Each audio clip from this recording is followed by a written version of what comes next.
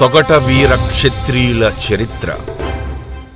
ఇక్ష్వాకు వంశానికి చెందిన తోయగట పుష్పాండజ మహారాజు చౌడేశ్వరి అమ్మవారికి వీరభక్తుడు. అమ్మవారి పైన తప్ప మరే అశాశ్వత బంధాలపై విశ్వాసం లేని పుష్పాండజుడు పెళ్లికి నిరాకరిస్తాడు. కాని తను తరువాత తన రాజ్యాన్ని పరిపాలించడానికి తగిన వీరులను పొందటం కోసం కాలి బొటని వేలుపై నిలబడి అమ్మవారి కోసం కఠోర తపస్సు చేయడం ప్రారంభిస్తాడు.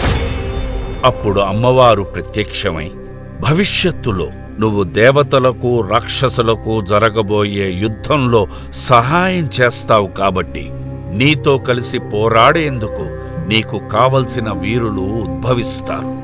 ఈ కారణంగా నేను నీకు ఈ అక్షింతలను ప్రసాదిస్తున్నాను. వీటిని నువ్వు పవిత్రమైన యజ్ఞగుండంలో వేసినట్టయితే వీటి నుండి మహావీరులు ఉద్భవిస్తారు అనే వరాన్నిచ్చి అదృశ్యమవుతుంది.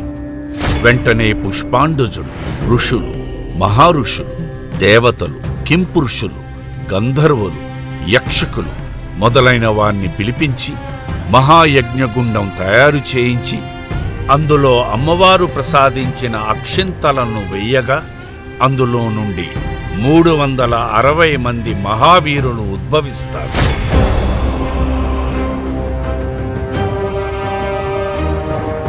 అలా ఉద్భవించిన వారంతా సంకల్పసిద్ధి ద్వారా తోయగట పుష్పాండజుడికి కలిగిన పిల్లలే కాబట్టి ఆ 360 మంది వీరులను తోయగట వీరులుగా అక్కడి ప్రజలు కొలిచేవారు.